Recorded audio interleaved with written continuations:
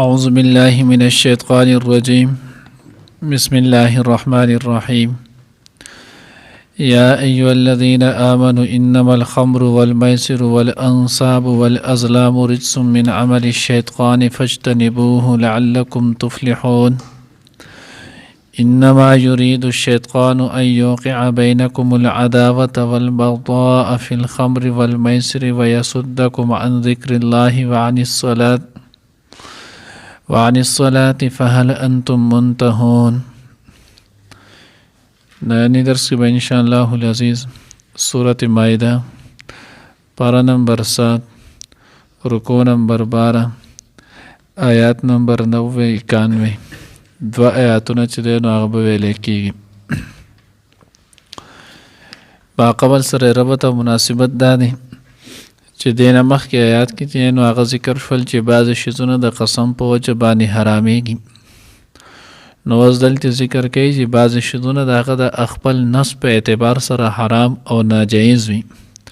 نو الله جل جلاله وایي د دغې شیزونو نه تاسو خپل ځان ساتئ. یا ایها الذین آمنوا انما الخمر والمیسر والانصاب والازلام، ای د ایمان خاوندانو تاسو ځان ساتئ چې نو هغه د شرابو نه دینه چې نو هغه شراب دغه شان جواری بوتان ازلام غشي. الله وی دا ټول پلیتی دا ګندګي دا او دا د شیطان د چې نو هغه عمل نه دی. فاجتنبوه لعلکم تفلحون، تاسو دې ځان ساتئ د پاره د دې چې تاسو کامیاب شئ.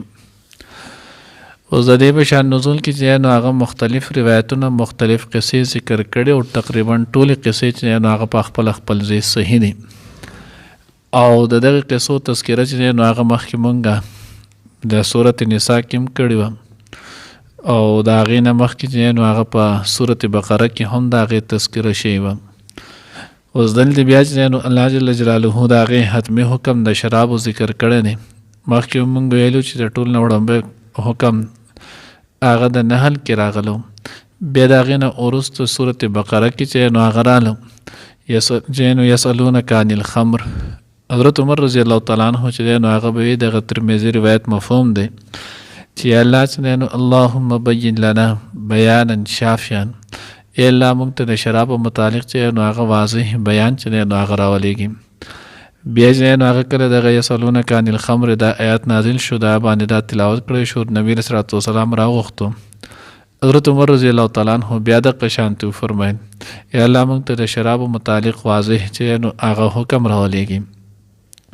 بیا د هغې نه وروسته چې نو هغه سورة نساء آیات را نازل شولو چې نو هغه ای د ایمان خاوندانو لا تقربوا الصلاة وانتم سکارى. بیا حضرت عمر رضی الله تعالی عنه باندې چې دا کله تلاوت شو هغه یا الله موږ ته چې نو هغه د شرابو متعلق چې نو هغه واضح بیان چې نو راولېږلی. بیا د هغې نه وروستو دا آیات چې نو هغه نازل شولو سورة مائده ده. نو حضرت عمر رضی الله تعالی عنه چې کله دغې ته ورسېدلو اخرني آیات ته فاجتنبوه لعلکم تفلحون او بیا د دغې نه وروستو فهل انتم منتهون. نو چې کله دې ته ورسېدو نو حضرت عمر رضی الله تعالی عنه فرمایل انتهینا یا رب، ای الله موږ چې نو هغه منه شو، ای الله موږ چې نو هغه منه یو. یو واقع چې نو هغه سره دا ذکر کړي. دویمه واقع چې نو هغه دا ذکر کړی دی چې حضرت سعد بن ابي وقاص رضی الله تعالی عنه چې نو هغه فرمایي وی چې یو پیره زمونږ او انصار ناس ولو، نو د انصار او زمونږ د مهاجرینو په منځ کې خبرې لګې شروع شوې. نو موږ ورته چې مهاجرین غوره دي د هغوی انصار غوره دي. په هغې کې یو انصاري صحابي له چې دی نو هغه قار ورالو، هلته د اوښ یو جامه پرته وه هغه راواغېستله زما سر یې پرې والو، د هغې سره زما سر نه چې دی نو هغه وینه روانه شوه مات شولو. زه حضور علیه الصلاة وسلام له لاړم، نبي علیه الصلاة وسلام ته ما خپل شکایت وکړو چې دغه شان موږ خبرو کې تېر شو دوی چې نو هغه دغه کړو. نو په دغې باندې دا آیات نو هغه نازل شولو یا ایها الذین آمنوا انما الخمر والمیسر والانصاب الی آخره. دوی مواقع چې نو هغه دا ذکر کړي. بهرحال شراب چې نو د هغې حرمت دا قطعي دی. شراب چې نو هغه څوک څکي الیاذ بالله نو دا سړی ګناهګار دی. که دی دا حرام ګڼي او څکي ګناه کبیره دی، دا سړی چې نو هغه ګناهګار دی. او که حلالي وګڼله ویسکل نو بیا سړی دا سړی چې نو دایره اسلام نه خارج دی. والمیسر والانصاب والازلام دا د دې سورة مائده آیات نمبر 3 کې د دې ټول تفصیل چې نو هغه مونږ ویلو. هلته مونږ ویلو جواری چې نو هغه بیا د جواری چې څومره هم قسمونه دي دا ټول قسمونه چې نو هغه په نص قطعي د قرآن په آیات سره چې نو هغه دغه حرام دي. هلته مونږ وضاحت کړو. والانصاب انصاب دا د نصب جمع ده او نصب ویل کېږي هر هغه شي ته چې د هغه په طور د عبادت ځان ته چا ښودي او د هغې عبادت کوي. په هغه وخت کې به نو هغه د ګټو بوتان هم جوړېدل، د لرګي به هم جوړېدل، مختلف چې نو هغه به جوړېدل. نو دې وجې نه حضرات د دې چې نو هغه معنی په بوتانو سره کوي. والازلام ازلام دا د ظلم جمع ده او ظلم چې نو هغه ویل کېږي غشي ته د قسمت تقسیم د پاره قراندازۍ د پاره چې کوم غشي استعمالیږي نو د هغې ته ویلی کېږي. دې متعلق هلته هم مونږ واقع ویلي وه. مونږ وایي د دې سره چې نو هغه دوه خبرې دي. یو خبره عربو کې دا دستور ولو چې د هغوی سره به چې نو د خانه کعبې به کم منجور و د هغه سره به چې نو یوه تیلی کې غشي پراته ول.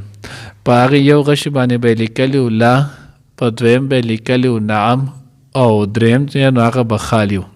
لا معنی چې دی نو هغه نه نه، نعم معنی چې دی نو هغه جی ها او کم به چې خالي و جو هغه به خالي ولو. نو دوی به چې کله سکار کو رشته به یې کوله، سفر به یې کولو یا به بل سکار ولو نو چې کله به هغه کولو نو رابلو د دغې خانه کعبې به چې کم منجور و د هغه له به یې د هغه پیس ورکړلو. بیا به د هغه د دغې غشو نه یو غشی چې دی نو هغه راواغستلو. که په هغې به یې لالې کلی نو مقصد به یې دا چې په دې کار کې خیر نشته دا مه کوئ. که نوم به یې پې لیکلو نو بیا به یې مقصد دا چې په دې کار کې خیر شته دا وکړئ نو دوی به یې کولو. او که تش به راووتو نو بیا به ورته دوباره لاس کته که بیا به یې غشي کېښودل وبېړقل بیا به ورته اوس بیا راوباسه. یو تفسیر چې دی نو هغه یې دقه شی ولتې مونږ کړو. دویم تفسیر چې دی نو هغه یې دا کړی والازلام چې نو هغه په غشو سره چې نو هغه تقسیم د غوښې کول.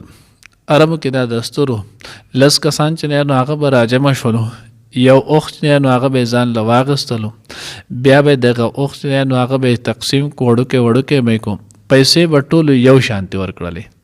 بیا به غشي خسن چې نو هغه به جوړ کول په غشو نو په یو به 1 ولیکلو، په بل به 2 ولیکو، په بل به 3 ولیکلو.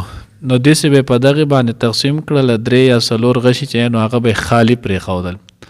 نو که چا به هغه 1 والا راوختلو نو د هغه ته به د هغې غوښې نه یوه حصه میلاو شو، چې چا به 2 راوختو جو هغه ته به 2 حصې میلاو شوې، چې چا به 3 راوختو د هغه ته به 3 حصې میلاو شوې، د چا به چې خالی راوختو جو د هغه ته به هېڅ هم نه میلایدل.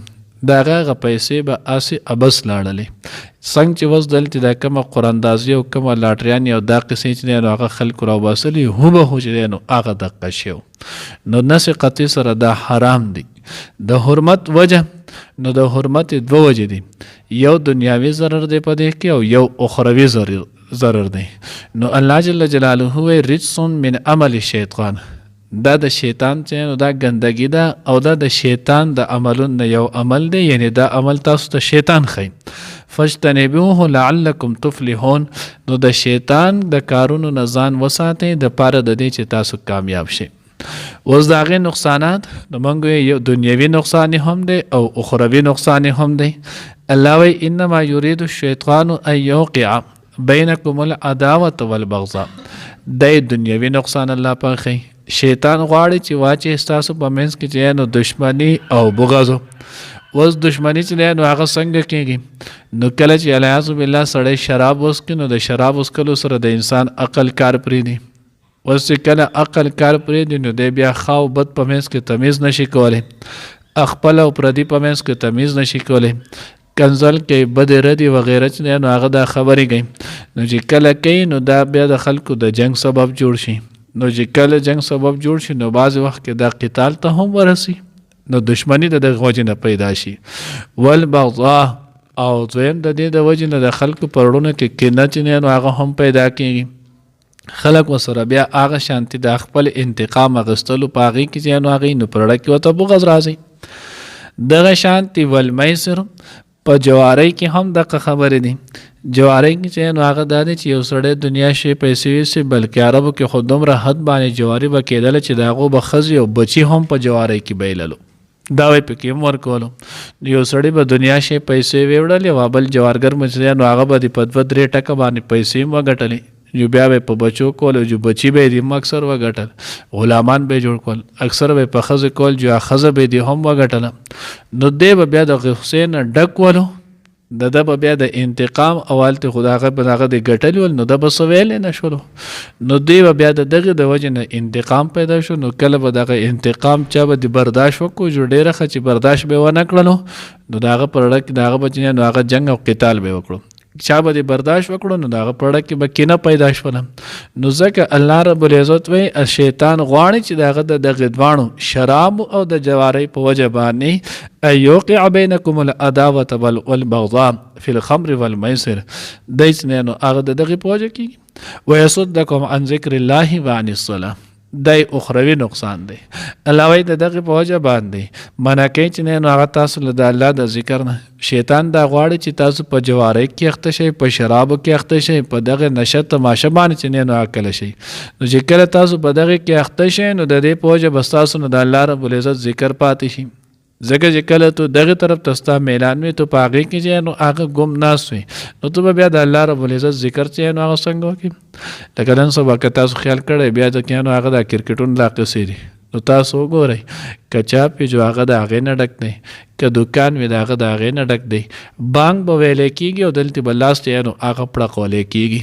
چکی واله که دا چې نو هغه اوټ شول او دا کیچ شول او دا کیچ ډراپ شولو، دغې چې نو هغه اوس دې خبرې ته سره سوچ او فکر نه.